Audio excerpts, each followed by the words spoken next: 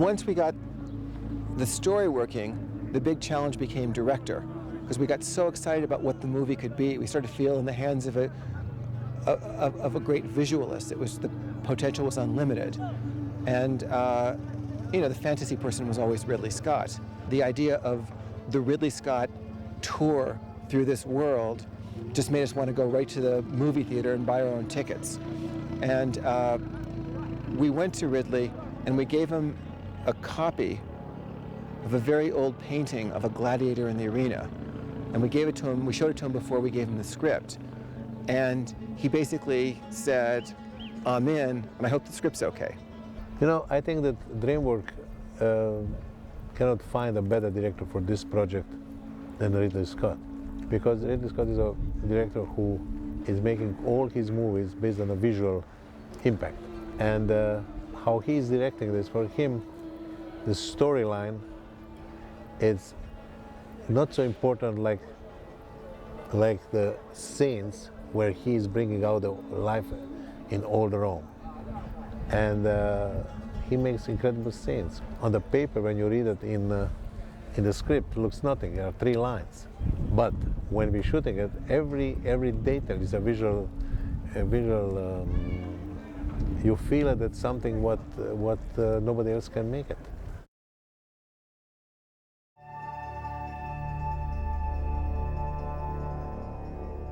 The day that Walter Parks walked in my office and said, before you read anything, I want to show you something.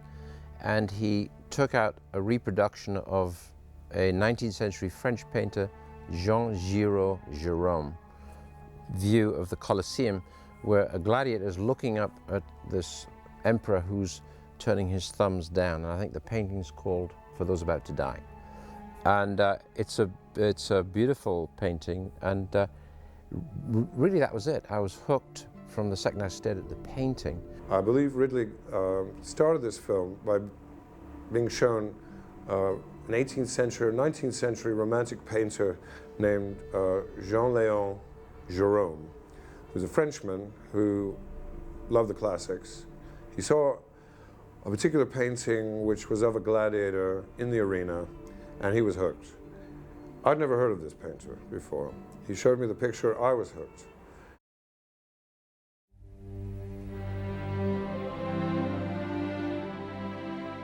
I think it's a great old-fashioned yarn that's been really well illustrated and we ain't seen this before.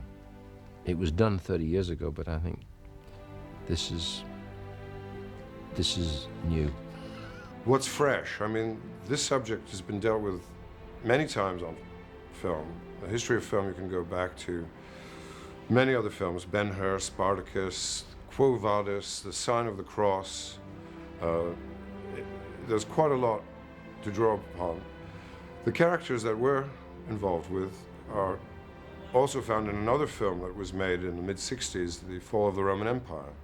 Very similar. We looked at all of those and decided to go our own way and to reinvent the Roman Empire for our own purposes and put our own spin on it, really.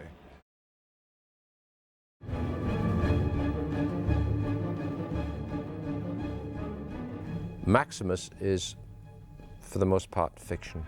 He's the general of the army and is the hero of our story, and is the son that Marcus Aurelius probably would like to have had. The Marcus Aurelius character is, conscious of the fact that his son is not a moral man. So Max is the leader of this division and regiment and Spanish Roman army against the Germans. And Marcus Aurelius asks Max to go back to Rome. When Max doesn't want to go back to Rome, he wants to go home to Spain. That's how the story begins. How Max essentially is obliged to take this job, which is not what he expected. Not to go back to Rome as a leader, but to go back to Rome as a man in control of the city at a time when they will adjust the power from back to the Senate and therefore give power back to the people. Well, Max goes on a very strange journey because at the beginning of the film, he's the general in the army, who doesn't really want to be there anymore, It's been a 26-year deal, you know. He has the word of his emperor that when he finishes doing this particular gig, he can get on the bus and he can go home and see his wife and kid. He's actually been away for 3 years at this point where we open the story.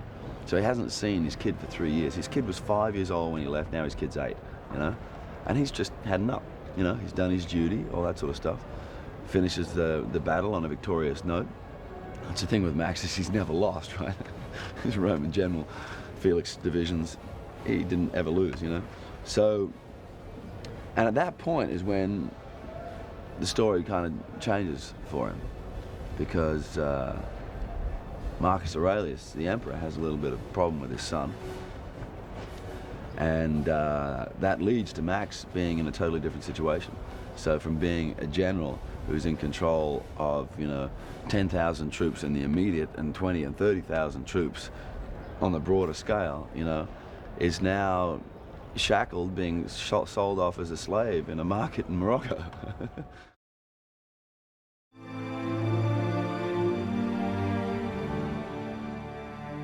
It's difficult to play someone who is dysfunctional, as Commodus obviously was. Commodus, I felt, rather than just going for him as the bad guy, which is always dull. I don't consider him to be the bad guy during the movie. I consider him to be wounded. He is wounded by neglect of the father. On the one hand, was pretty well written in historical terms, a very florid character who was genuinely loony. I mean, was known to be obsessed with physical combat, was known to have had, in the book it says 350 encounters, personal encounters in the arena where he would win. Were those matches set up? Probably. He imagined, I think, that he was a descendant of Hercules. So he would very often strut around in a lion, which was the garb of Hercules, with the lion's head, dried out head here, the teeth, the dried out skin, and he would strut around in this Hercules getup. So he was definitely loony, right? We didn't want to quite go that far.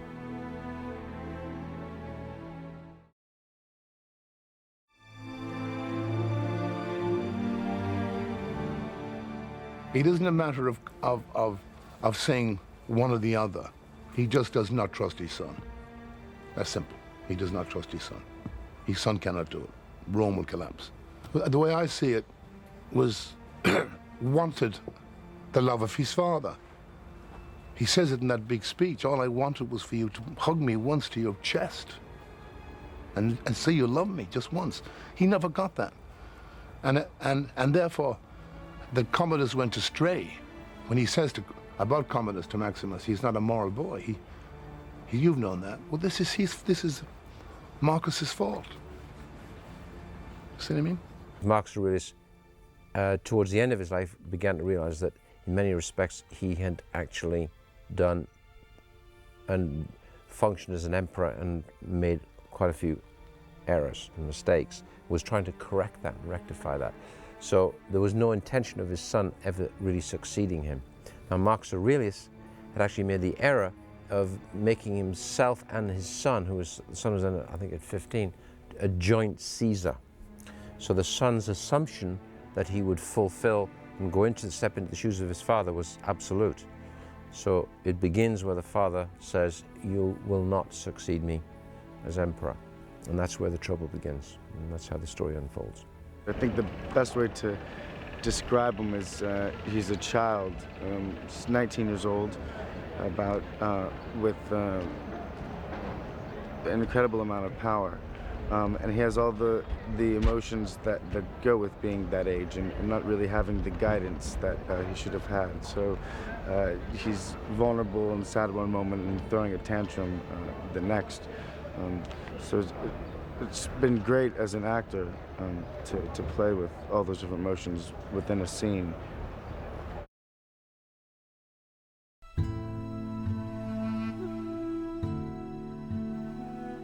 Lucilla is the person who is sort of caught between the ambitions of her brother and the reaction, if you will, of Maximus to those ambitions.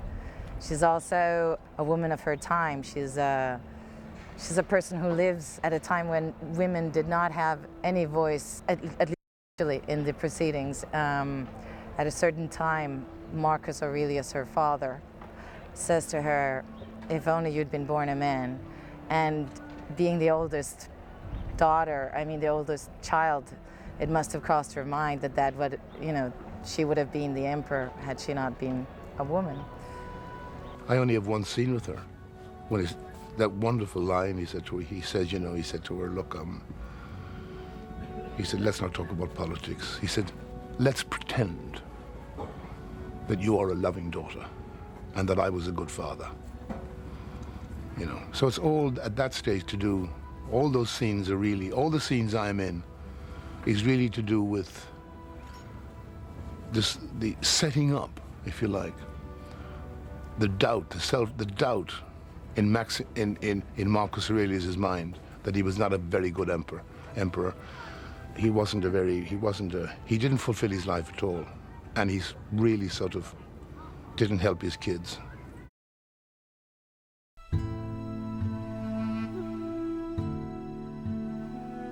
There was a possibility, I know that they were madly in love sometime.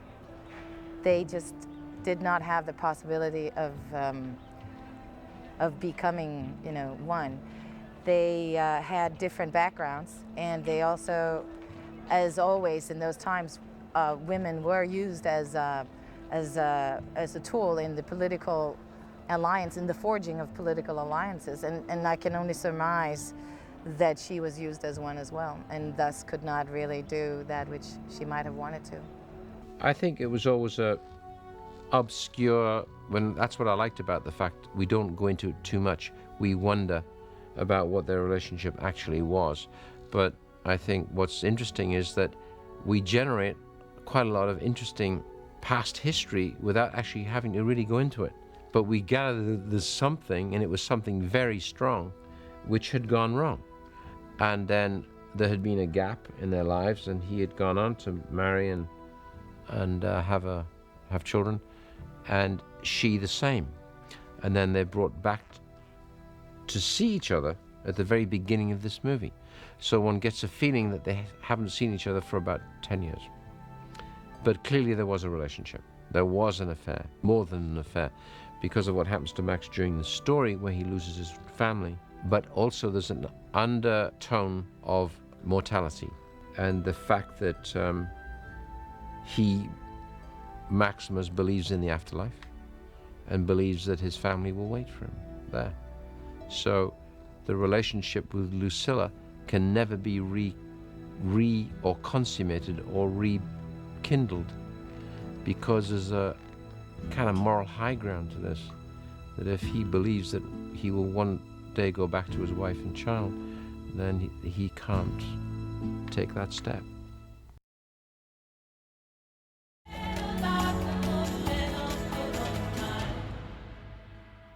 You hear the name of the movie, it's called Gladiator, and then the first image you see, the hand on the wheat, it's so poetic. And in a way, it's music that gives you the license to be that poetic. I don't know, very early on, I don't know if it was Pietro or if it was Ridley, somebody kept playing a Dead Can Dance CD, with Lisa Gerrard singing. And the more we were listening to it, the more we were going, can't we do something like that? And can't we find a singer to do something? And finally, the answer, of course, was, let's phone Lisa herself. And we sent her some footage, and she thought it looked pretty amazing. She was really interested, and she came over for, I think it was supposed to be 3 or 4 days. That turned into 4 or 5 months.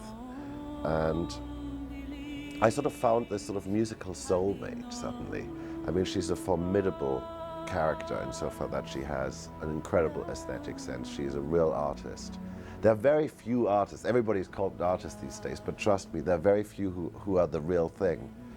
And we just started trying things together. I mean, the whole wheat field, etc. I mean, you put the picture up and you better be in record if she sees the picture, because amazing things will start happening. And you better capture it, And we'd all be working together. Ridley would be sitting in this room, Lisa would be singing, we'd do one take and we'd turn around to Ridley and go, what do you think? And he'd be all sort of emotional, go, oh, I don't know, works for me. You know, I think it sort of shocked him, partly the sort of emotional onslaught that comes out of her voice, because she digs very deep, and, you know, sometimes it's nearly terrifying what depth she can go into herself and project that out to you.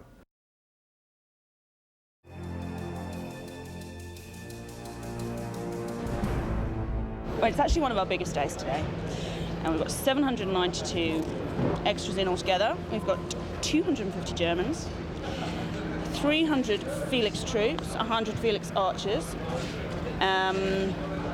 Praetorian guards, corpsmen, how many? 50, 60, 70, about 80 cavalry, cart drivers. That's about it. That doesn't make 792, does it? But that is.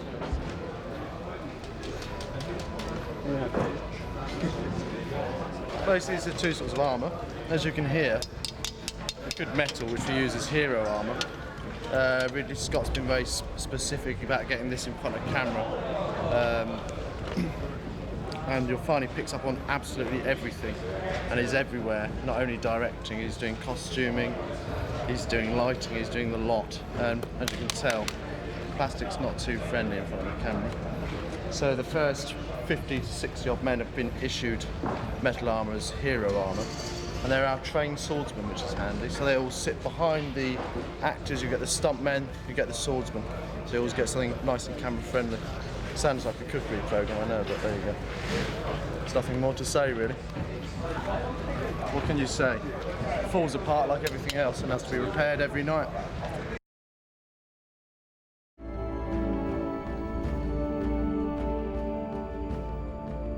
Once they've initially got their costume, they come through this area here, which is quality control.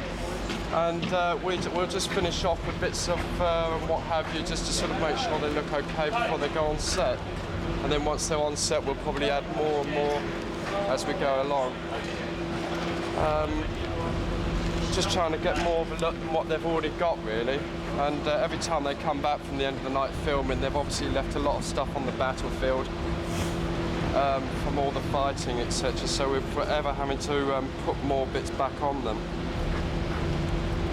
I see that everyone gets covered in mud. Does that mean you don't have to clean the costumes? No, not at all. For instance, the rags I'm putting on at the moment look very light, etc. You know, I'll ask this gentleman to make sure that Tim over there in the breakdown will take those down so that they don't look so modern, etc.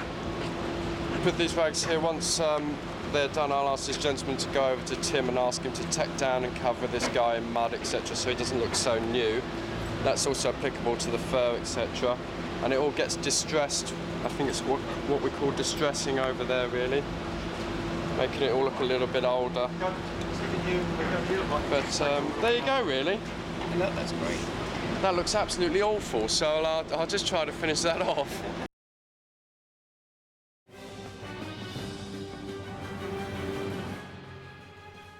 We looked, first of all, when we were planning it, in Bratislava. And so we went out there and we looked at a army base out there. Lots of pine trees, exactly like Germany. But then I figured, you know, we're starting a big movie, and to move the entire unit there to start this, and all I'm in pine trees. I may as well be in England in pine trees, frankly, and save that horrible first month where everybody's worried about their hotel and their laundry and you're trying to do this massive thing. We start off with a huge bang in probably one of the longest sequences in the whole movie. And it's all in mud and filth and battle. And it's against barbarians and Roman army. And so we decided to shoot in Farnham, which was great.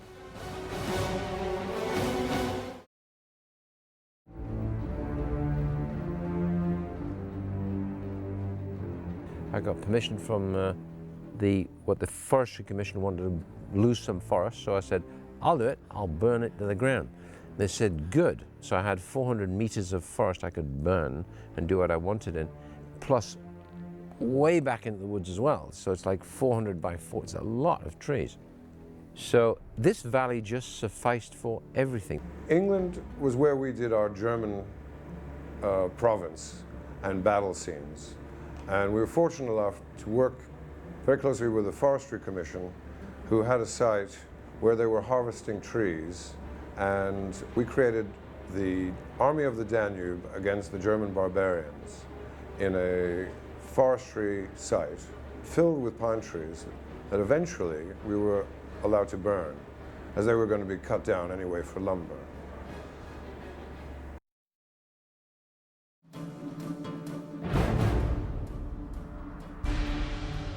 We didn't rehearse. We rehearsed in the studio. We had a big model of the battlefield and really just told everybody what he wants. We came out and the guys prepared them and we shoot them. And it looks good. Sometimes it's much better with a preparation.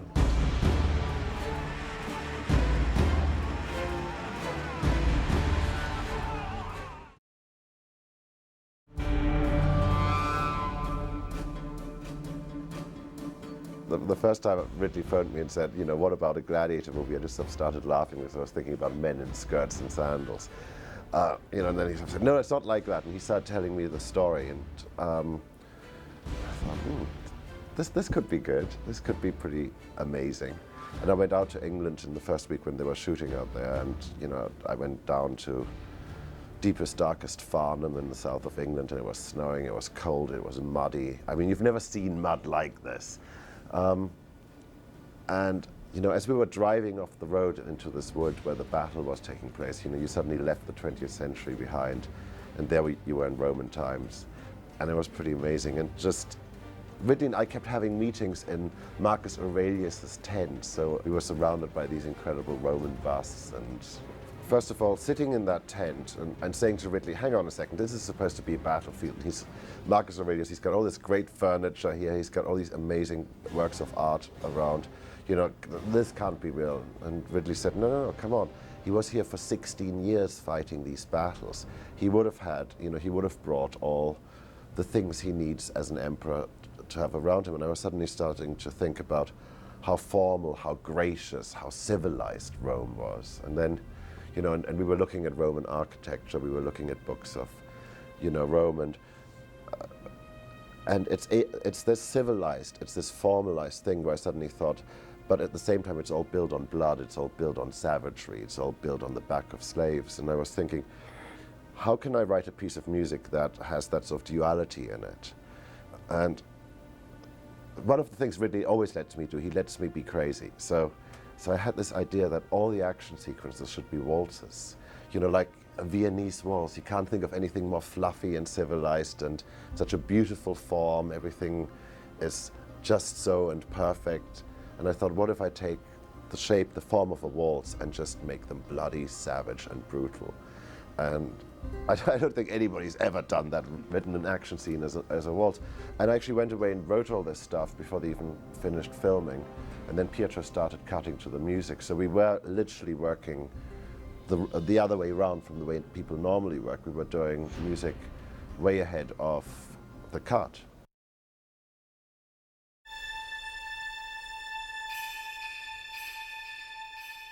We had the full-scale catapults and what they call the arrows, the cobras. They're like pom-poms. They fire many arrows, but the arrows are this thick, long, and will impale 4 people running at you. They'll go through 1, 2, and 3 guys. All these machines, all these war machines worked. So even our faked up, made from scratch catapults were the size of a truck, which would sling a shell case like this, which was terracotta filled with oil, which was 200 kilos.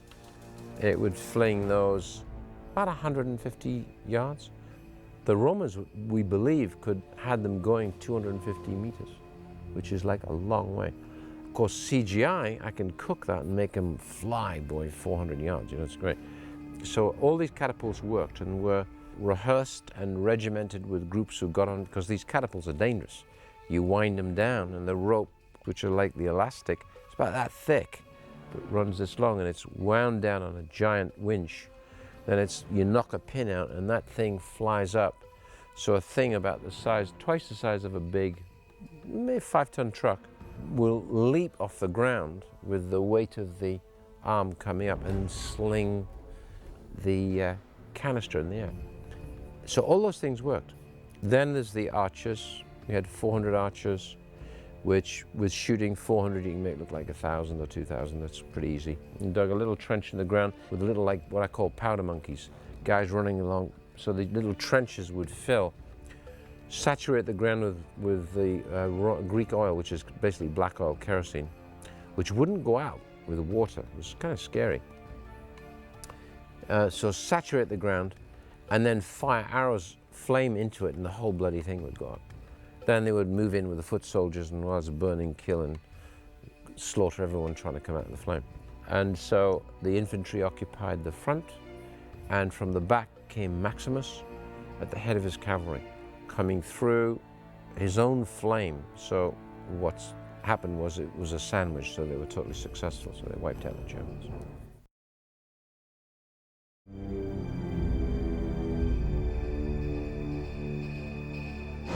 This is a quick method of making somebody look as though they've been badly killed.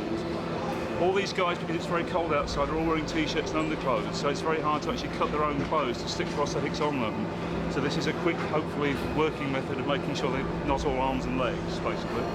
Oh, sorry. So, not too high. So you hold up there a second. So how many people have got to have wounds then? As many as possible. I believe there are 1,000 extras on. And it's as it's the end of the battle, we want as many sort of like dead and bleeding or whatever as possible. So we shall try our best. I think there's 5 of us, apart from all the makeup, you know, the makeup crew. Yeah. This is your limelight. All playing dead. Yeah. Well, we're all doing the same thing, except over there they're doing the prosthetics, but we're just doing the general makeup, the dirt, the blood, the facial sort of wounds, but none of these.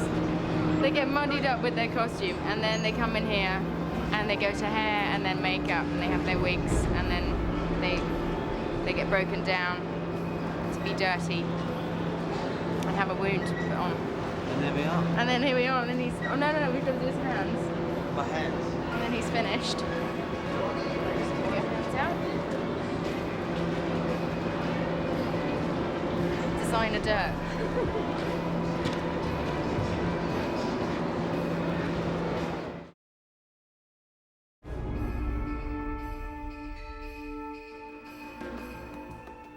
It usually takes about 15 hairdressers to get through about 700 extras in about, say, 3.5 hours. We've been here since 4:30, so it's a long day.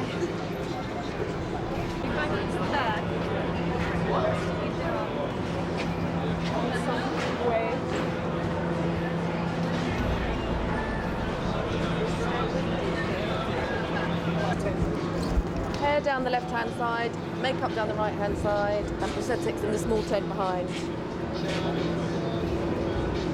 And no collaboration between the two.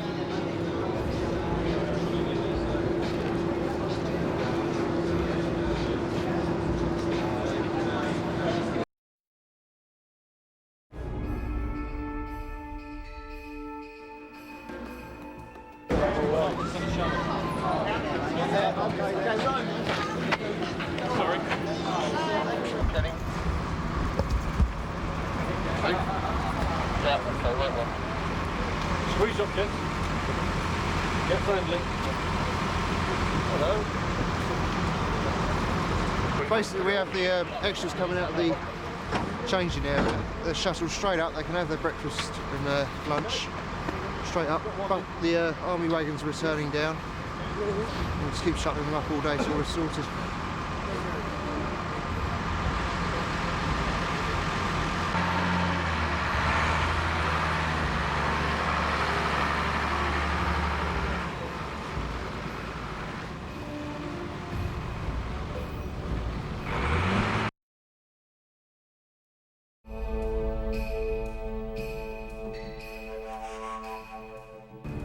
I've seen some of the takes of the battle scenes. The massive, huge battle scenes.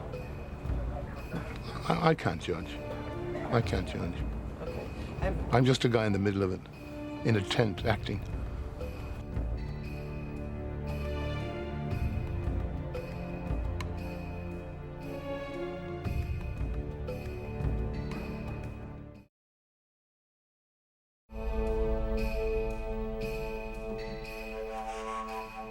I put together the fight sequences, so I start off like the battle sequences in England. I got all the extras together, started to give them all routines, so there was a lot of variety in the background. I choreographed Russell's routine for the fight sequences through, get all the stunt guys working out with Russell and the stunt double there. Choreographed basically all the fight sequences on the film. Obviously no one knows really how they fought in this period, so you make it up as you go, but with a sort of, you know, a bent towards the period. You have to know roughly what they did, what the swords would have done and everything else, and then you adapt it to what looks good for the camera.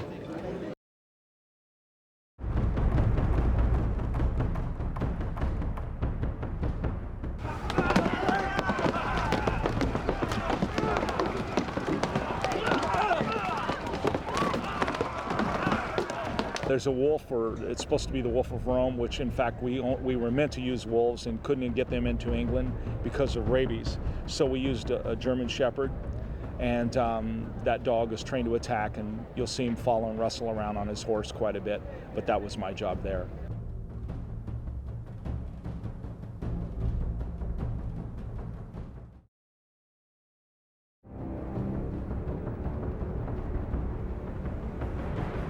I was coming off a film with Michael Mann and Al Pacino, where I was 221 pounds, which is like about 45 pounds more than I weigh at the moment.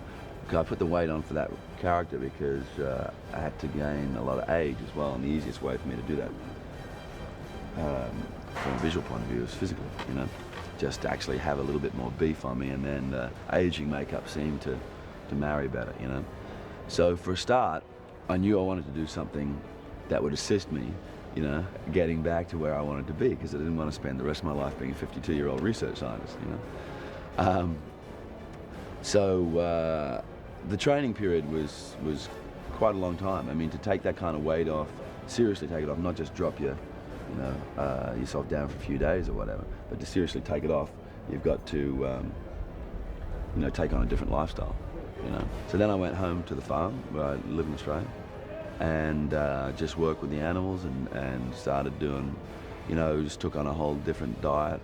Stopped drinking alcohol for a couple of months. I stopped eating meat, red meat, you know, and brought the weight down at the same time as building the muscles up, you know. So I think probably the prep for it physically was about 5 months, you know. I mean, I had a whole bunch of other stuff that I was scheduled to do, but, you know, the day-to-day thing was the consideration of the next movie, you know. So in terms of what you're consuming and how much you're exercising and all that sort of stuff, was all based on, you know, things like the guy that I've done the sword routines with, Nick Powell, you know, who flew down to Australia, spent a couple of weeks down there, you know.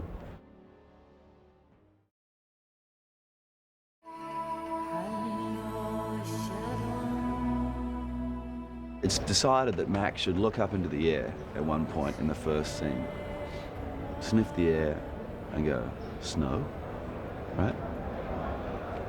And I'm like, okie dokie, all right. So Max is like doing a weather report. He's about to go from fight 10,000 men or whatever, but he's just stopping for a couple of minutes, giving everybody a weather report. 11 days later, we shoot the actual battle sequence. 11 days after I've like looked up in the air and sniffed and said snow. We're about 10 minutes away from take one. It started to snow.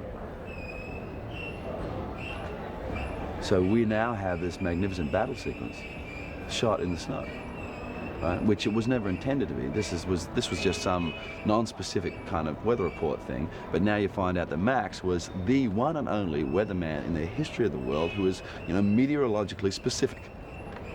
If I'm going to go in a battle and I smell snow, it's going to snow, mate. We got very lucky because we started on February the 2nd, and I was really expecting the worst, you know, the usual English weather. Everything happens, you know, the snow, the sleet, the rain, the filth, the mud, the da-da-da-da-da. And it didn't. 3.5 weeks I was shooting there. I think it was 3.5 weeks, or was it a month? I got brilliant weather, temperate, maybe 50 degrees, cool, cold enough to show your breath, not too much rain, perfect ground, and it was great, and it moved like lightning. We were lucky enough when, as things usually have it, once we finished construction, the weather turned good, got very crisp, beautifully clear, very cold for shooting, and we even had a bit of snow, which was wonderful, magical.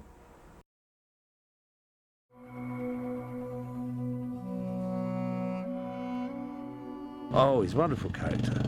He's absolutely wonderful. He's got all the right frocks on. And when I go to Rome, I shave a bit and clip up a bit more and can show off to my friends. Yeah, he's a wonderful character. I reckon that he's one of the best in the film. But then, you know, if you get involved in something as big as this, you've got to believe that your character can compete with it, because there's a hell of a lot going on around.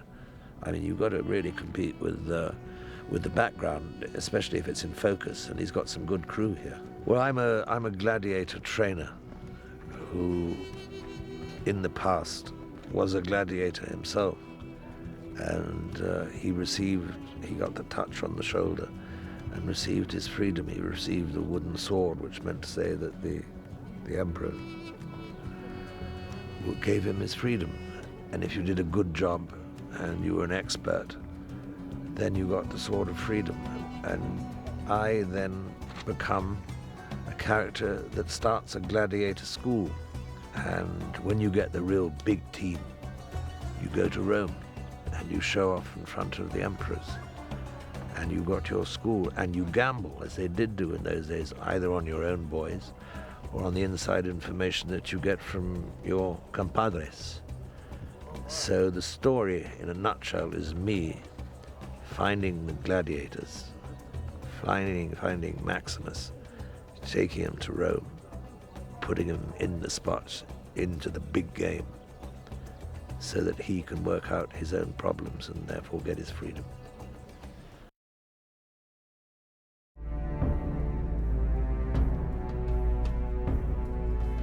The first draft that I read, I was deeply concerned about the issue, the fact that my character is he's a slave. He's been addressed many times as a slave. Too many times within the story, the slave, or this, these slaves, and it's been mentioned too many times, and it was mainly my concern when I went and met Ridley the first time about the story. So I expressed that to him. He totally understood. It was a point taken, and from that point on, the new draft that I got was quite different. That sort of worked at it, and we all slaves. Period. If we are slaves, we all slave. If anybody's slave, we're all slave. All gladiators are slaves.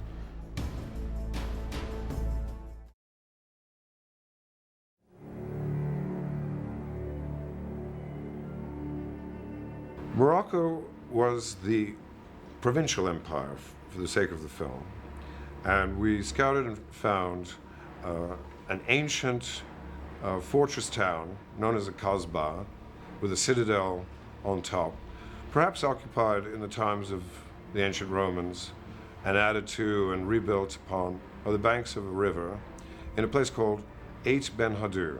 This was a place Ridley knew about from some of his previous scouting on other projects, and he took us there. And it really was magic. I mean, exotic, romantic. You come up over a hill and you're in another time.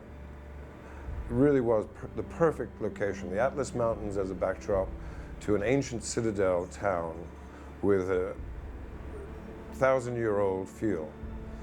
And conveniently placed at the foot of it was an empty football field where the local people played, and was the perfect site for us to build our little provincial Colosseum, where our character first is introduced into the gladiatorial life and death business.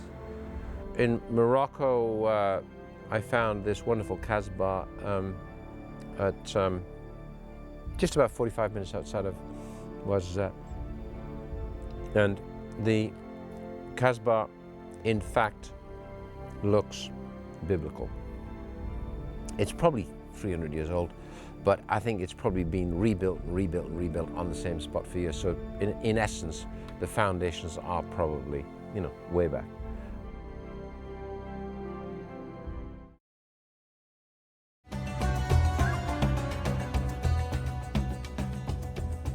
The art department, the art director, Benjamin Fernandez, and his pretty extensive workforce, of which some of which were locals, we needed an arena, a Romanesque provincial arena, which is pretty large, pretty extensive, with bleachers, and underneath the bleachers are prisons and holding cells for animals, etc. And the whole infrastructure. It's like a miniature Colosseum. And he used locals to use the same building methods and techniques as they repair and build the Kasbah. So we built the stadium out of the same stuff, which is basically mud, dung, straw, and it looked like the real thing. And we spent about 5 weeks there.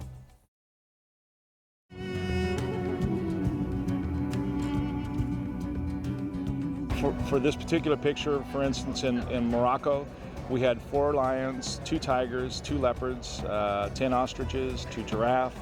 All that stuff came from the Rabat Zoo. We had 10 vultures in Morocco that are trained to circle the arena and fly around. And there's a couple scenes where they're eating on bodies when the gladiators are being taken into the arena. Today, you have a lot of problem to bring animals from one country, to transport animals from one country to the other. Much more difficult than before. But I got a good idea when I was in Morocco, and I went to ask for permission of shooting in Morocco, in Rabat. It's the capital, and they took me to a zoo, and I saw how many animals they have. So I got the idea not to bring any animals to Morocco, but use the wild animals from the zoo. Zoo lions, zoo tigers, zoo hyenas and camels and zebras, but everybody survived, and we send animals healthy back, actually more healthy than we brought them because they ate more, back to Rabat. We went to the Rabat Zoo, which was in Morocco. It would have been impossible to import. We tried to import the zebras, couldn't. Hoof and mouth was a problem, and they couldn't go back into Spain. So, you know, most of the animals, in fact, all the animals ended up, except the vultures, ended up coming right from Morocco. So we went to the Rabat Zoo and got all of those animals.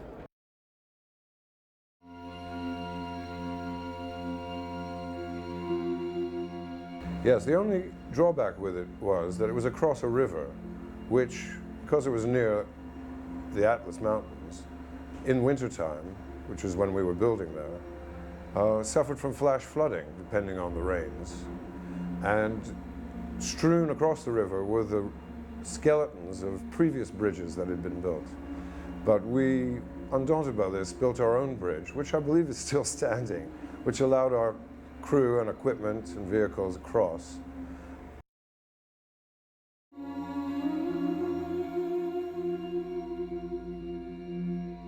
Physically, started training 1 month before. And mentally, not much, you know, just stick to the content of the story and just follow it, you know. There's not much to do other than being, you know, and willing to play whatever game we're set to play, you know. I got several hits on my finger.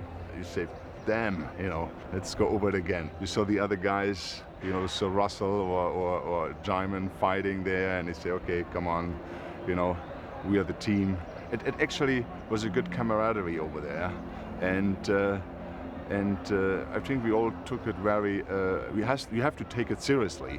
You have to watch who is around you. Some party's coming in, swinging a big axe. You know, I remember I had a scene where then finally someone was behind me, and I feel as it went down and I mean, it was sometimes it looks like a mess up sometimes, but it's really organized. I mean, I've done some pretty physical stuff, but this is just unrelenting, you know? We have like that massive fight sequence at the beginning of the film, and that's followed by a series of massive fight sequences, building up to a massive fight sequence, so we can end on a fight sequence which is what I describe as massive. I arrived in London, we had some rehearsals, then we went to Morocco, and we trained actually almost, I would say 10 days. Most of the day, 7 to 8 hours. And the thing is also that you have to watch eye to eye the guy you're fighting, because if you miss anything, then you know, it could hurt.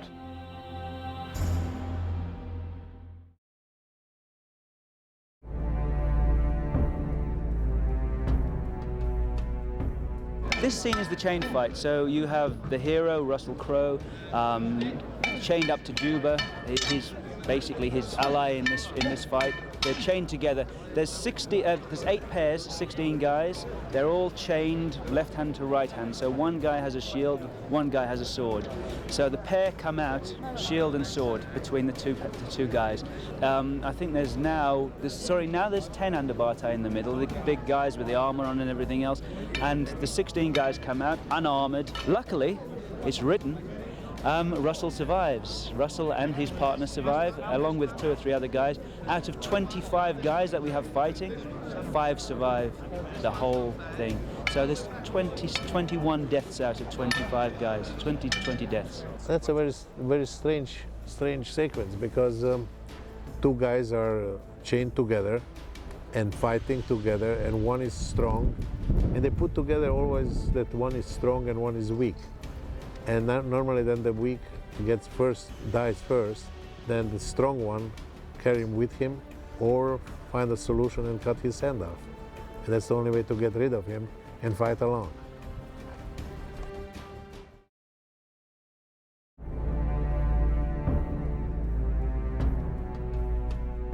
Well, you do your research, you find out what the swords are, and a lot of the thing is how it feels to you, because I've done a lot of various sword work, sort of Chinese, Japanese, period stuff, modern stuff. And when you get a weapon in your hand, you want to try and feel how it should move, how the weapon should actually go through the air, how it would cut a person. And that's more important, I think, for camera than basically what historians have written down. This is how they would have fought. A lot of the time it doesn't actually work for camera. So when I get a weapon in my hand, you get the feel of how it cuts through the air, the weight of it, the balance of it, and the length of it, and things like that, and try and impose a certain rule to it. I have a set of rules for each fight. So there's a certain way of walking, there's a certain way of swinging the sword. I have that as the start, and then just make up what feels good for camera, and I try with my fights to make them very fluid, so that the actors, the stunt doubles, it just one move flows naturally into the next. I don't choreograph from the beginning. I've seen a lot of guys, they choreograph, right, I'll go to the leg here, and then I'll go to the head, and then I'll go. I don't do that. I'll think of what the first move is, and then I'll try and find out what flows naturally from that move, so that it starts to get, hopefully, once the actor starts to get into the frame of the thing, becomes easier for them to pick up, so they're moving into a natural position rather than something that I've imposed on them.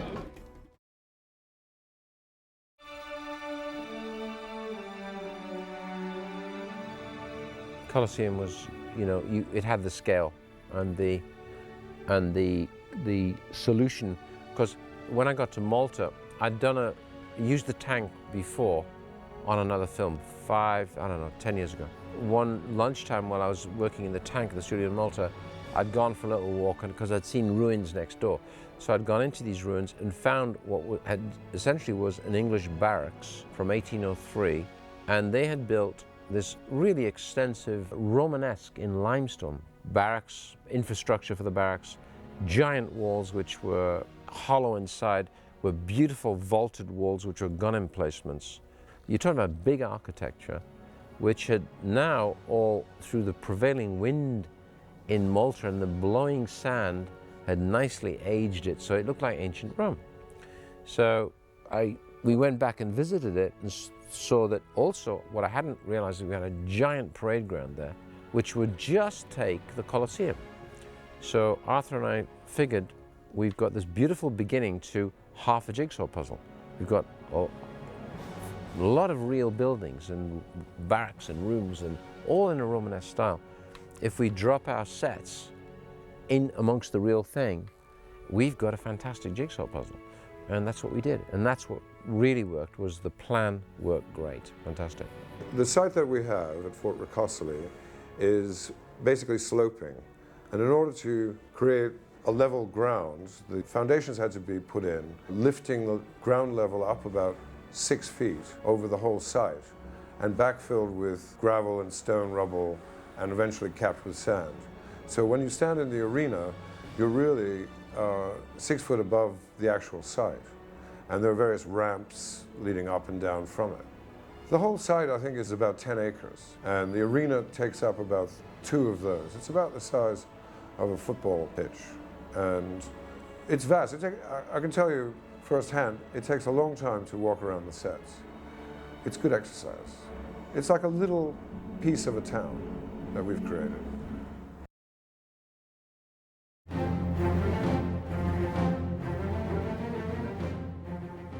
We were given 19 weeks to build, using, at our maximum peak period, about 100 British technicians and about 200 Maltese tradespeople working with them. I can't tell you specifically, but I think there was something like 600 tons of plaster used in the building of the sets. We went through all the plaster and most of the plywood in Malta and had to start shipping it in from other countries repeatedly. We built the Colosseum. We built what we had to build. So we built probably just over 50% of the Colosseum on 3 levels. There were 5. So the set in the Colosseum was probably about 90 feet high, but it ran in 40–50% oval. I was then able to shoot in that and then top that up with CGI and put people, and it just looks real. From there, it was a matter of making models, using building blocks, and developing a design. And once we had that, drawing it up to scale on paper. And then the process we used after that was to program our scale drawings into a computer and generate 3-dimensional visualizations from those designs, putting lens angles into the computer and seeing how much set we really had to have, what the minimum amount that we could get away with would be required. Thereafter, it was taking those drawings and making them into a reality. It's big, and for this production, size matters.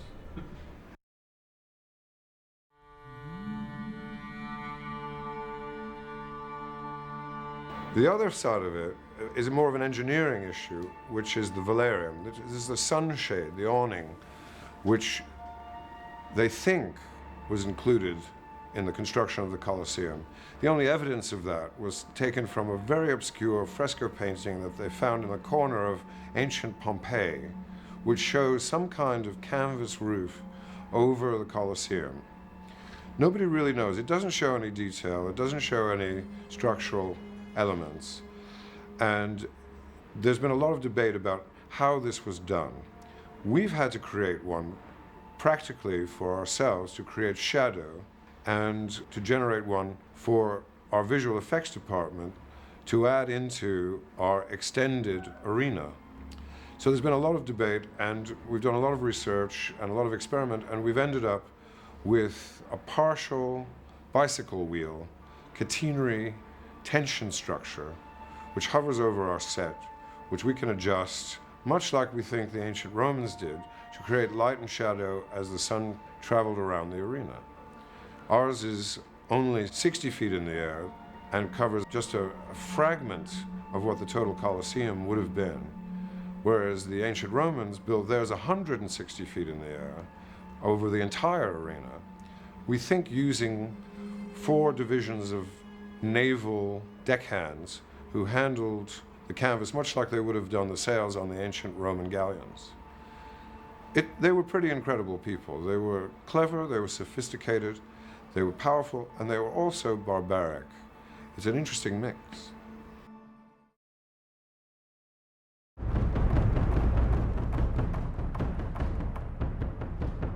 That was always the most anxious moment of the film, because Arthur and I, when we measured the parade ground, we knew that we would have to make the stadium about 15% shorter than it ought to be.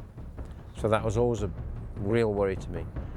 That worry being, I can get a 2-in-hand chariot. The chariot weighs about 500 pounds, so those horses can move like lightning. Can come in up that ramp and into that arena at full gallop. And they got blades on the wheels like Boadicea, right? With the archer and the driver. and you've got, if you've got your field of vision on a lens like that, I've got the chariots coming in like this. Once they pass this imaginary line, the problem is they've got to stop because they can't turn because they're going too fast, so they've got to rein in, slow down, and get around the back. I can't see them slowing down there, otherwise it looks terrible. So they can't slow down until they're out of shot.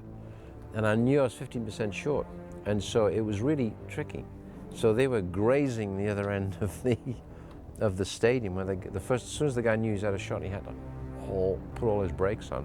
When you first see all this, and you first see your first chariot going around, it's exciting. 2 hours later, it's incredibly boring, and you have to keep up your energy and your concentration.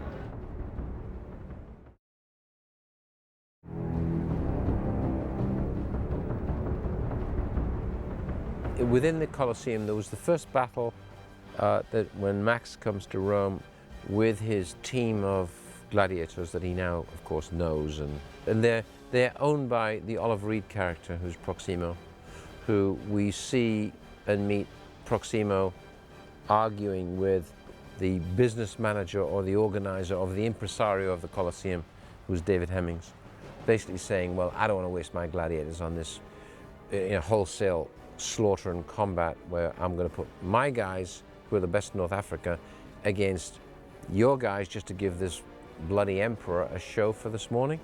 He said, I don't want to waste him. He said, well, you got no choice. He said, you got to do it or get the hell out of here. So that became what they called the Carthage battle. So it was Russell and his team, there were about 20, against 6 chariots, two in hand. Each chariot had driver and female archers in bronze, naked tops. They look really great. Or actually gold, naked tops. Perfect knockers, And all these girls were athletes, big girls. They were archers. And so it was like a mock battle in this arena. Dangerous stuff. I mean, if you see the carriage coming out there and you jump over, I mean, they're not able to stop. We don't have ABS, It's nothing. I mean, they run. And if you're not on the right spot where you have to be, you can get hurt,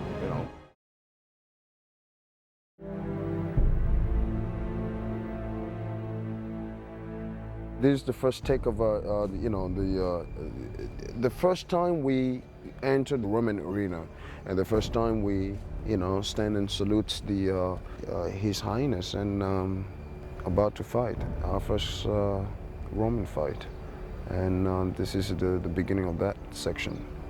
You go out there and the speech is, we are about to die, salutio. So that says everything. We are ready to die actually for a game, for entertainment. And that is on the other side frustrating. That is what Maximus actually has in his thought, to go out to entertain people and in a way to kill them and then to entertain them. But it's the only way to survive.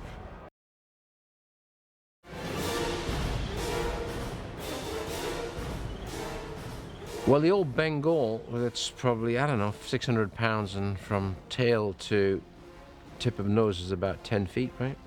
It's funny, you get used to them. Eventually, I'd be sitting talking to Russell, and there'd be a Bengal there with a chain, scratching itself on the side with no bars, there'd be the handler standing near it. But if you stop to think, if he decided to go for it, he could probably snap the chain, right? But they got used to us. It's really strange. And it's only, in fact, half the battle was cranking him up to get them to do things, because he would have a half-hearted attempt, would go, wow, and then look over there and go, wow. Then occasionally it'll lash out and suddenly go bonkers, right? And these big cats move like a little cat. They're so quick. And that's what you got to watch out for. You've got to be constantly aware, remind yourself what you're dealing with. Because if he gets a hold of you, you'll be dead in a second before the handler gets in there. We had a guy with a rifle with a dope gun, but by the time he moves, does his swipe and bite, it's over. It's over. Then he gets the dart. Because this is a cat. This is a cat the same as your domestic cat you've got at home, right? You muck around with that cat and you show him, like, you know, oh, look, my hand's moving. The cat chases your hand, right? Don't do that sort of shit with a tiger, okay? Just a little piece of advice. You can listen to it or you don't have to.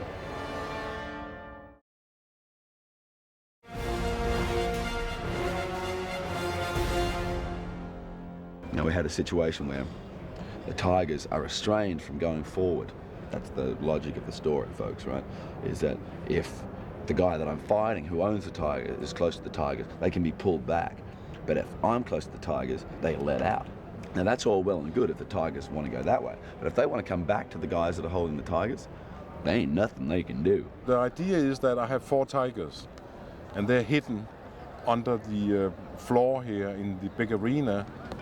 And I have tiger people working with the tiger. So every time he gets close to the tigers, they give him a little extra rope so I can keep, you know, Russell in a little ring, kind of. That's the idea.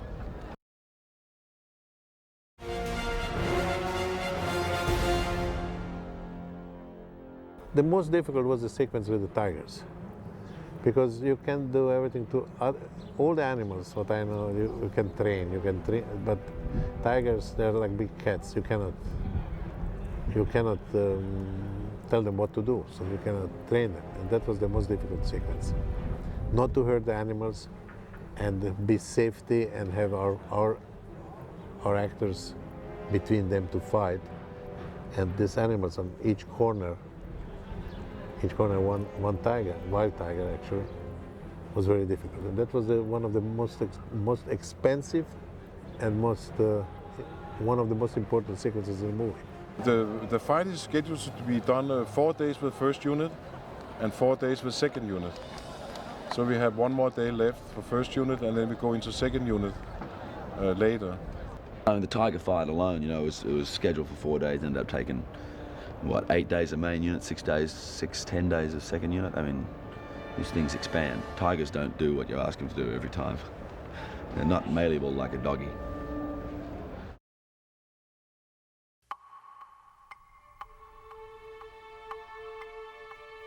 Today, I just read a couple of days ago, there was an article that people don't showing enough.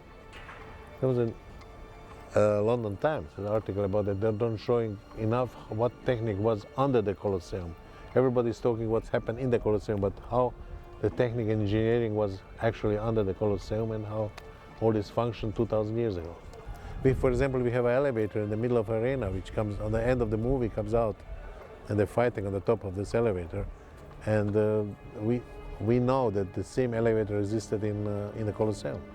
One is the labyrinthine underground facilities, which is really their backstage, where they had elaborate systems of lifts, capstans, counterweights, and stage machinery for putting on ever increasingly elaborate and complex combats. Basically, gladiators were drawn from the criminal classes, from runaway slaves, from captured enemies. Barbarians were taken back to the capital and paraded through the streets as living trophies, and then ended up in the basement of the Colosseum, sent up a ramp, sent up a lift, and found themselves in a number of difficult situations. I found that very interesting.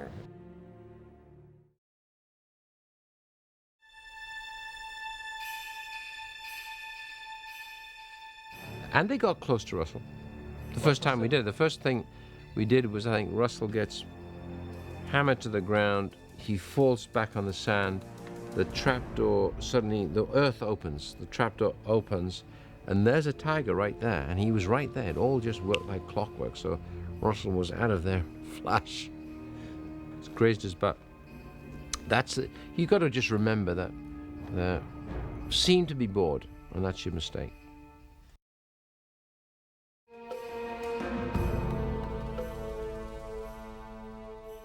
With the tigers, very, very cool. It's just like with horses or with any animals. I mean, the trick is controlling your own fear, suppressing your fear and suppressing your adrenal glands, because these guys smell you, they sense you.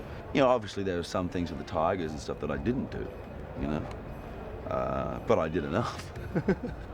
But they did send me a memo asking me not to play in the soccer game. And so I sent a memo back saying, so I can wrestle with the 4 tigers, but I can't play a girly game like soccer. Kiss my butt. Love, Russell.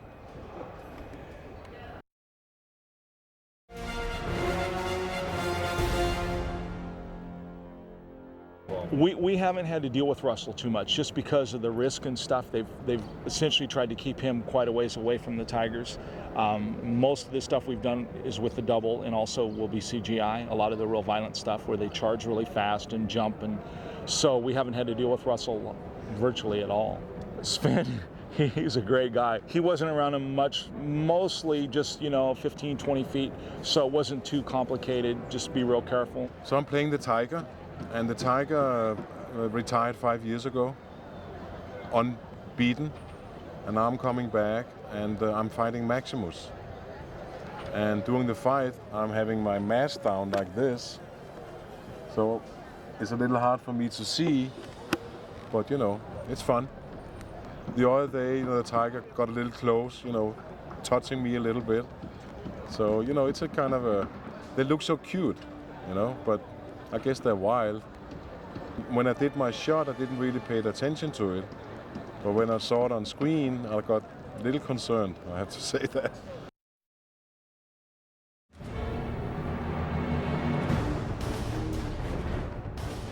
First of all, the editor would choose the right take for a tiger with the right swipe and the right camera angle. And basically the tigers were shot on a blue screen with the same lighting conditions as the day itself. And what we ended up doing is we basically matted out the tiger, kept all the dust information to make it look like it is actually there, not floating above ground. Because we have a blue screen, we can actually pull most of the shot out, replace the tiger and put him somewhere else. I mean, a shot like this, for example, I can get a matte edge off this. And obviously we have to do some cleanup, which something we ended up doing. And basically fit him just drop him into the shot. And the challenging thing was actually what happened behind the scenes, where they, for example, didn't like how the crowd was reacting. So we had to replace the crowd in some of the shots. They didn't like how the teams behind here holding the tigers were reacting, so we had to replace them. And it was a bit of a laborious process, but it ended up working at the end. And this, for example, is where Russell Crowe would be somewhere around here. And imagine Russell Crowe, I suppose. And what we end up doing is, it looks like the tiger is effectively there with Russell Crowe because it was shot at the right angle, the right lighting conditions, and this is through thousands and thousands of feet of film until they find the right few takes that we end up using. This is the final comp where you have the tiger has been composited on top of the background plate. We added shadows, we replaced the team that was holding the tiger because their action wasn't in sync with the tiger itself. We also did some atmospheric dust where we dusted up the whole plate. We had dust around the tiger, all the kicks of dust that you see here, and that's about it really. And did things like extend the shadows to make it look like the Russell Crowe and the tiger are nearly in contact.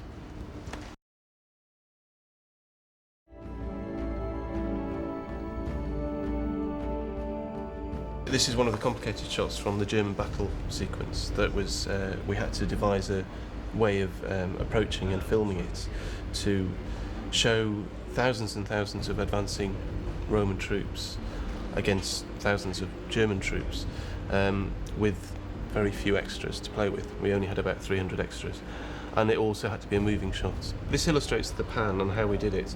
It was made up of essentially 3 different camera positions, which when put side by side in post-production would allow us to do a post-camera move, which is effectively giving us a very large pan on a locked-off camera shot. And having pulled them into the machine and matted them together, what we need to do is basically reposition them to line up with their original camera positions. And you can see actually I'm lining up this tree on the right here, and when I move it across, it's now lined into position. So I've done the right and the middle plate, and if I move the left-hand plate to the left, and I have to find the position to line that up. There's a bit of trial and error. There we go. Let's line that tree up there. Okay, once we've actually got them roughly lined up, then what we need to do is make the transition between the three plates smoother, and we need to make a mask to do that. The mask basically is a black and white mat that allows us to use this soft edge to join one plate to the other. If I switch the mask on for the right hand plate, you can now see this is now giving us a soft transition between these plates. This plate needs a bit more repositioning, but I can slide it over now, and that's now lined up. I can control all of the plates now and pan around all three plates as if they were one camera position. So now that we've actually got the background plate stitched together, or three plates stitched together, we can now start working and animating the elements for the CG arrows, the fire pots, and putting all of the different shot elements of troops and catapults together to make up the final composite, and then finally put the post move on all of that.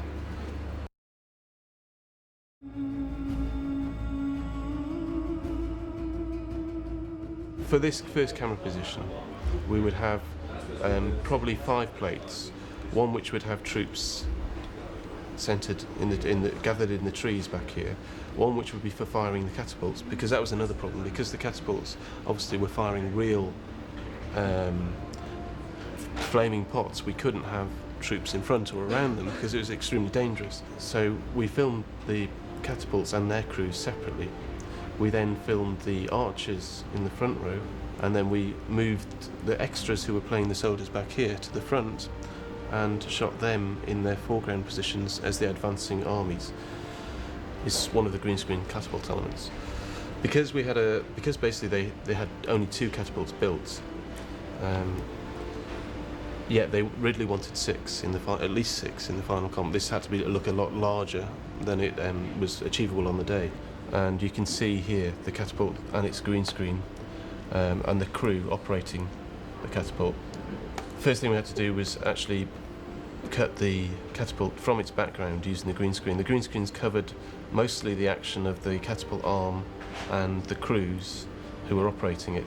It would then allow us just to soft mat around the base of the crew and just blend the mud into the original background plates. First of all, we pulled a key from the background plate and then separated the rest of the background, and you can see now I've got the catapult isolated, and I can now move it into a different position into the background plate. This then allows me to then affect the overall position of the 3 tiles with the catapult now locked in its new position. So this is the final composite of all of the different background plates, and these 2 catapults here were the catapults that were actually in location and were actually so heavy that they couldn't be moved to the different positions anyway if they wanted to. And these catapults down here and here and here are the ones that we shot on the green screens with their crews and then repositioned and put into the different camera plates. To get over the problems of the ballistics falling short of their mark, we then added computer graphics, arrows and fire pots to extend their trajectory right across to the German army in the trees, and we had to time those to coincide with explosions that were being detonated in the woods at the same time. The pots of fire were actually real, and then what we actually shot flaming pots against black, which we then used to take over from the real fire pot being thrown by the catapult, and we continued the trajectory in post-production. So we would actually put this move onto this pot of fire and make it land to time with this explosion down here. This is the final composite shot with the original 2 positions of the catapults that were in the original plate, and these catapults here, here and here are the green screen digitally repositioned catapults that we cut out, moved along with the crews who were operating them, and then put into the environment along with all the other troops.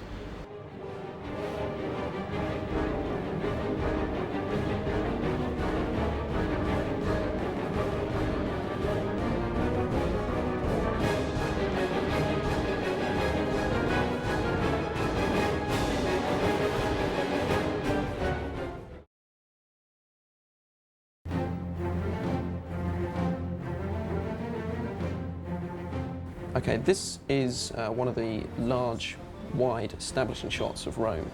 And what you're seeing on the monitor here at the moment is the original plate, which was shot in Malta. And of course, as you can see, there's no big city at all. It's just a road heading off into the hills.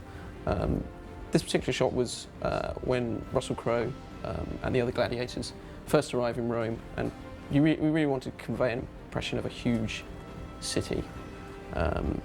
So this is what we had to work with, and it was we decided to use photo montage, matte painting technique to achieve this. And there was not going to be any pans through the city, and so there'd be no real perspective changes on the city itself. It could remain almost like a still image, but with a camera move on it. And so a 2D matte painting montage, photo montage, is more appropriate than the time you take to do it in a CG 3D environment. So once you've got the plate, you basically need to find all the elements that you need, all the photographic elements you need to compile the city. Now these you can really get from anywhere. You can source them yourself, you can go and take stills yourself. But in this instance, a lot of the material came specifically from Malta, and the effects supervisors went out and chose specific buildings that they thought were appropriate for an old Roman look to a city. And once you have these stills, you compile, you have hundreds really, and it's selecting which bits go where. And it's as simple as that. It's a big montage of still photography. So what you see here is a few of those stills put together, just to give you an example. This is two walls from a harbour in Malta. Again, they've been slightly treated, taking off areas of the foliage and brickwork just to make them look a little bit more new. And as you can see, as we just quickly scroll through, we've got more walls, we've got an arch. The actual road to Rome, they wanted to have a junction halfway along. So, and as we went through, we've got, again, this is you said there was 200 or so stills, but we have to decide exactly which buildings are going to go where. So as I flick through, you can see how they all slot together, with the Colosseum coming in the middle, distant city, then distant hills, and even further hills. And finally, once all the paintwork has gone on, the colour grading, you end up with your final shot like that. Right, and here we have the final shot. And as the camera pans up, the matte painting is revealed. But what we also have going on here are other elements to help make the shot more convincing and more realistic. You can't really just do it with a painting. So we also have elements of 3D animation from little people in carts, little people on horses just strolling along. Also dust clouds generated up from the horses. And also we've got some birds floating around in there as well. So it's a combination really of highly treated matte painting and 3D animation to give it that little bit of extra realism.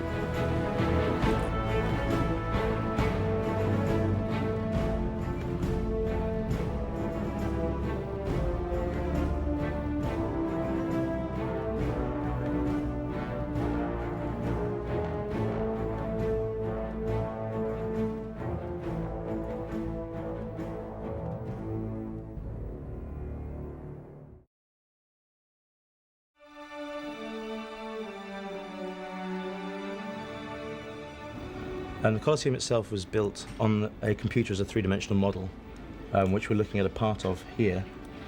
But obviously to make the model look as realistic as possible, which was required for the film, we needed to render it in several stages, which were then put together to give us the final results.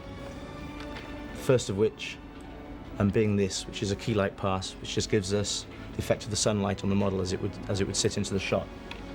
We then put that together with a radiosity pass, which shows us the amount of bounce light you'd get off the floor and off the sky and off the buildings around it in the set. That gets put together.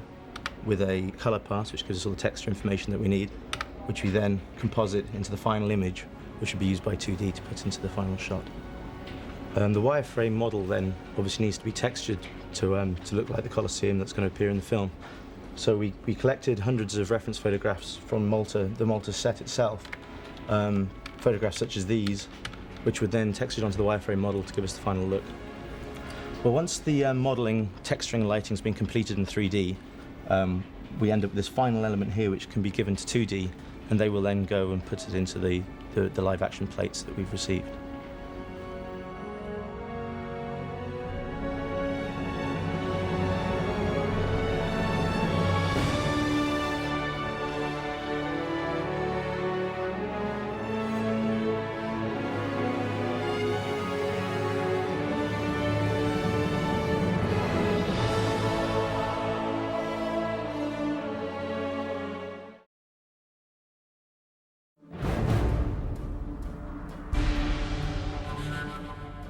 Here we created the buildings and the crowd in the buildings, and also we created digital extras to put on the buildings. We had to fill up the Coliseum with like there's 50,000 people in the Coliseum, and because it didn't exist, we had to create them in 3D here. And the technique we used to do that, we shot individual people on video. We used some of the extras on the set. Once we got them shot on green screen, we can extract the people from the background, and we can also isolate their togas. And once we've got that, we can multiply them and vary their colors to actually obtain an entire crowd of cheering people, which never existed in the first place. And so having those people, placed in 3D allows us to do shots like the 360. So once we created this crowd, it gets given to the department to actually composite the crowd, the Coliseum, and any other elements with the actual live action plates to create the final picture.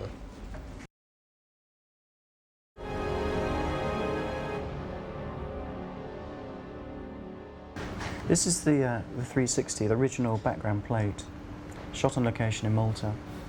And our job with this is to replace the missing parts of the set. There's a big gap in the middle where there's no set at all, and at the front and end of the shot we have to put the top half of the set in. It's a handheld shot using the Steadicam, so there's lots of roll, lots of wobble to track elements in and to complete the shot. So we actually have a site survey, so 3D track the shot. They take specific markers on the set and digitize a track working off things like this and this to produce a full 3D move. They then insert their 3D model with the same move.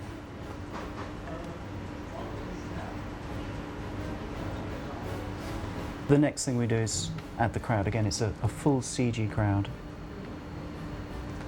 And at this stage, it's not graded in.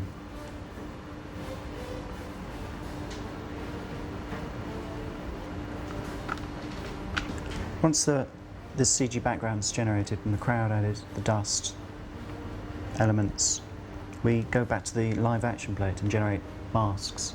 And this allows us to combine the two plates together.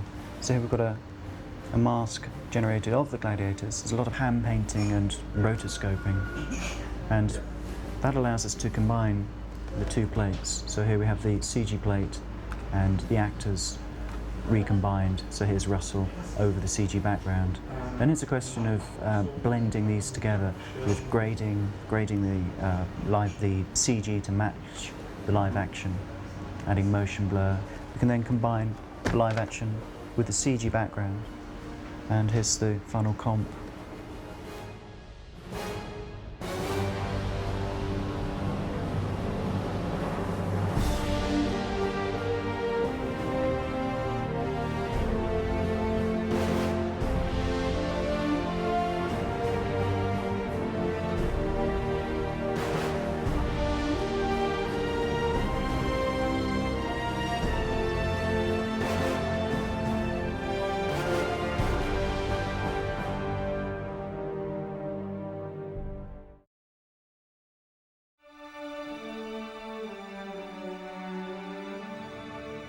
This is probably one of the most complicated shots that we had to tackle in the film. It's an aerial view of Rome and the Colosseum that Ridley particularly wanted in the movie to show the scale of the buildings and the Colosseum and how big it was, just how it dwarfed everything around it.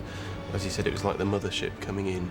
One of the big problems we were going to have with this shot was that the sets were fantastic and elaborate and huge, but always meant to work from the ground level. But from the air, they didn't work at all. As you can see, the buildings are not dressed at all. You can see where the plaster walls are joined with scaffolding in between. You can see all the rigging around the top of the Colosseum and the fact that there's only a very small fraction of it built.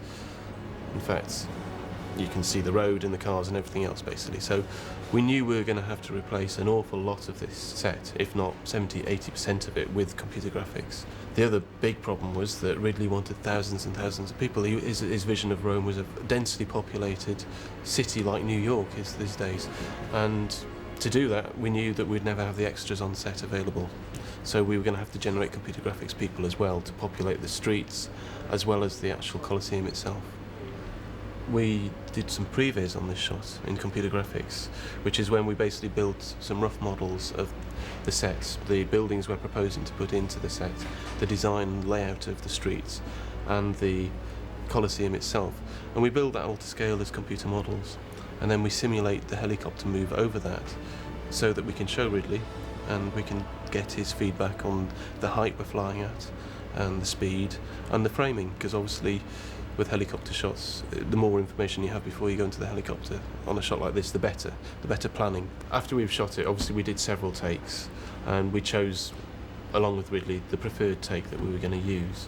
Okay, well we first of all had to design the layout of the city of Rome and decide what buildings and what type of architecture and how they were going to be modelled. The buildings had to be textured as well and lit to fit the scene. This area up here, for instance, we created a small 4-storey townhouse type building which sits here. Now that's the computer graphic element composited through its mat onto the background plate, and you can see how it's in isolation. It doesn't make any sense. When I include all of the other buildings that were put into the final shot, you can see just how many different areas and buildings we had to actually generate and build and stylize.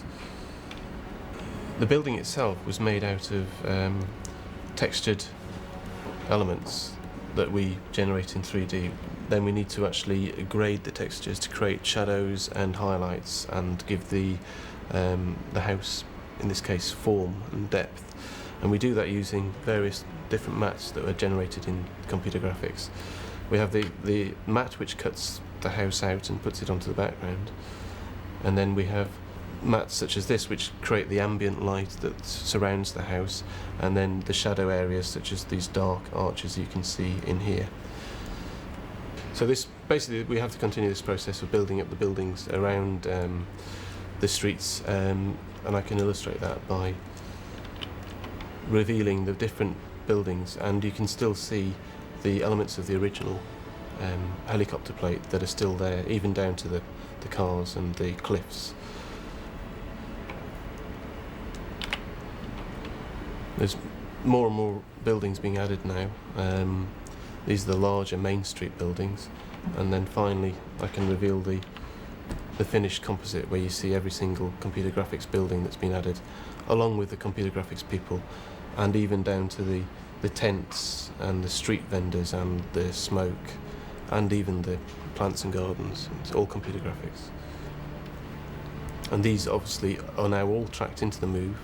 I can step through any part of the move to reveal the Colosseum later, which again has been generated in computer graphics.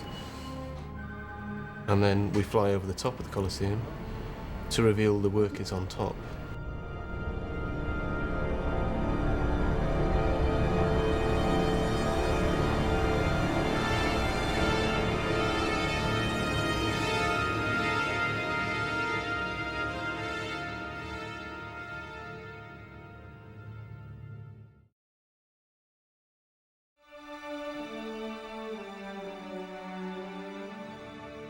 We were required to do some 3D people because we were building sets and so on. So we had people where they couldn't actually shoot live action. So it was decided that we could deal with that by making little 3D people that slightly more detailed than some of the other ones that you may have been seeing. And we did that using motion capture. It's a studio that has 24 infrared cameras and markers that we put on the performers. And this is what has come out of the motion capture shoot. It's digitized data that records the actual movements of real actors. Once we've gone through this process, collected this data, we then generate a skeleton between these points. And you can already make out the human, and then we add like the arms, the body, and the head. So what we have here is now we've taken that data, and we've joined it up and formed a skeleton, and we've got kind of primitive mannequin-type figures here, doing what is essentially real motion. We've also started to add props, stepping over boxes, carrying things around, throwing things. This was all action that was done for the top of the Colosseum, for the shot when we went over the top, the blimp shot, we've been calling it. And then, so we've come this far, but now obviously they're not real people yet. And we need to texture them and give them an envelope, give them clothes, give them skin, to make them look like the real people, and then add the lighting. Okay, so now what we've added is these are slaves, and we've added skin textures to them, put muscles in the joints and so on, put clothing on them, put textures on the props, and also added the lighting. So this is now the completed stage that we then put together with maybe another group of slaves and so on, and that would then be a layer which we would then give to 2D, and they would composite that on top of the Colosseum.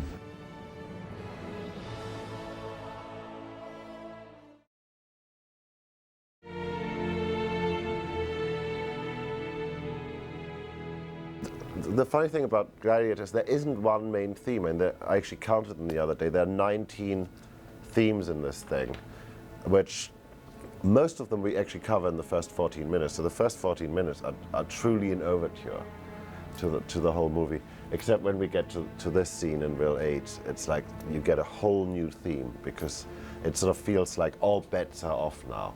Everything is just raw emotion. Everything is, he's lost his mind finally. He will do crazy things out of passion. And it felt like I could turn everything upside down on its head and really, go for that very, very dark stuff. And I know when we were recording it in London, the orchestra played amazingly well, and because they suddenly realized what I was doing, and they knew that I needed blood and guts from them, and they gave me blood and guts. I have never seen the members of the orchestra wanting to know that much about the movie, wanting to see the images, wanting to be told the story, being so involved. I mean, they usually they play the music and they play it beautifully and they play it well, but in this case, they wanted to be part of the film more than anything else. And I actually stopped talking to them in musical terms. I just talked to them in emotional terms. This is what happens in this scene, so I need more. The scene where Commodus kills his father. I mean, that was fun to describe to them, and how they should play it. And I got this rawness, I got this passion out of them, which was just amazing. I remember Ridley and everybody just sitting there going, whoa.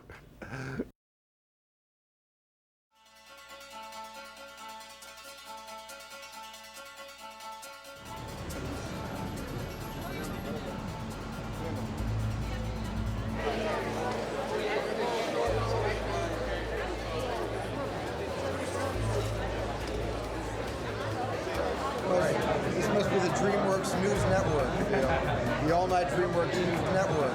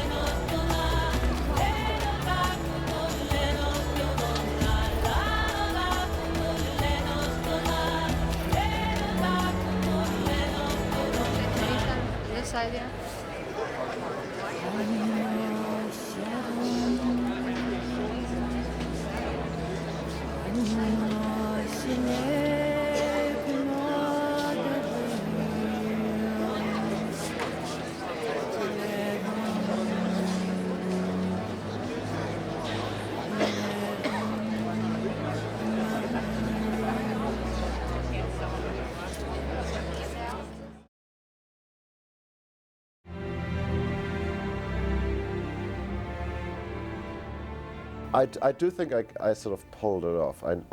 You see, here's the thing. You never want to be caught at it. You never want to be caught at the idea. You just want people to feel that maybe there is some thought going on, but let them work it out themselves. And this was tricky stuff to play. I mean, it never. I never made it easy on myself or on anybody else on this film. I mean, part of the job is to push the director as well. I mean, see how far you can push him into new ideas, musically. In this one, there are moments where I feel, okay, you have risen to the occasion, or you have not let your brothers down, because in a way, between Pietro, Lisa, Ridley, and myself, in that whole process at the end, seeing how hard everybody works, the one thing you don't want to do is let anybody down by not writing as good as you can, not being at the peak of whatever it is, and you always hear these stories of, how Hollywood is so merciless on composers and how they all get beaten up. Nobody beats me up as much as I beat myself up, because this is what I love doing, and I have one life to do it in, and I better do it right, I better do it well. And so yes, there are moments in this one where I come dangerously close to admitting that it could be good.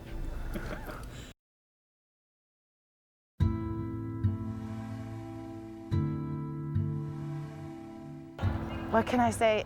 This man has been willing to take this journey with us through the lives of our characters. He's such an observant director. He sees where you're going with an expression of your character, and he says, okay, I'm catching it here, I'm catching it there.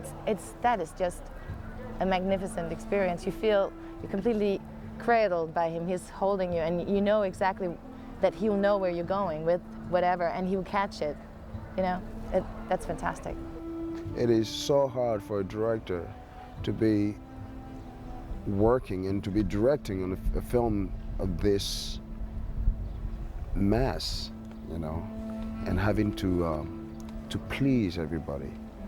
I mean, don't forget, it's huge here, and his composure and his understanding and him coping with each actors, their wannabe, or, each actor coming down and wanting to write their own script, within this story.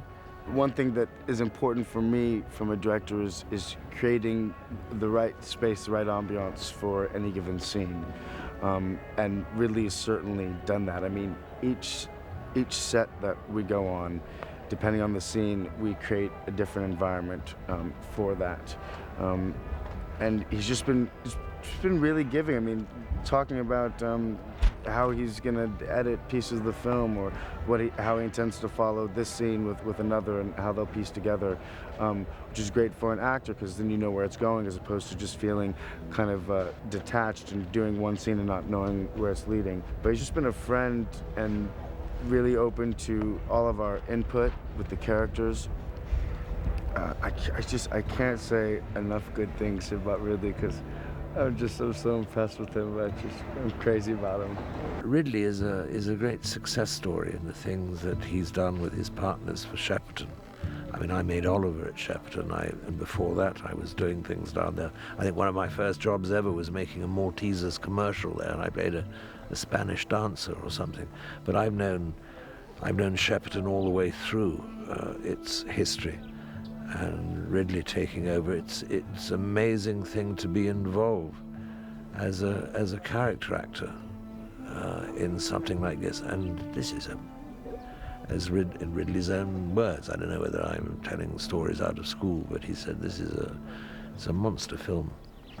It gave me the opportunity to work on a subject matter like this, playing a character like this, with one of the great visual artists of our time, Mr. Ridley Scott. So, regardless of the day-to-day battering I've been receiving, and the bruises and the blood and the scabs on the knees and elbows and stuff, it's been a fascinating experience. Ridley has a certain Napoleonic view of the world, I think, and which is really great for me to work with, actually. you know, the more stuff that you can actually do in this sort of situation, the more usable film footage that you have, the less that you waste through the camera, you know. But it's great for an actor to work with a guy like Ridley Scott, who is so in command of his profession and his craft, and he knows precisely what he wants. That is a gift for an actor, because half your problems of now are gone. You don't have to worry. I wouldn't have read the script called The Gladiators. I thought, there we go again. It's one of these muscle movies. Nah, I wouldn't have read it except that Ridley Scott was going to direct it. If Ridley Scott wasn't involved, then I wouldn't have read it. There we go. Just quickly, what are you feeling right now? Sorry? How are you feeling right now? Oh, pretty good. It was very touching mentioning your father, and was it your late uncle? My grandfather and my uncle, yeah. So we come from a family in the film business, I guess. Well, he was more to do with documentary and stuff, and you know, after the war, he became an editor and then a producer. Yeah. And how do you feel about Gladiator? I mean, Insider was pretty impressive, but how does it feel to win for Gladiator? It's an interesting and different experience to be on a winning side. Yeah, no, it's great. It's great for everybody. It's thanks. That's it. Everybody back. How you doing? Good, thanks. Yeah. So how do you feel tonight? What do you think?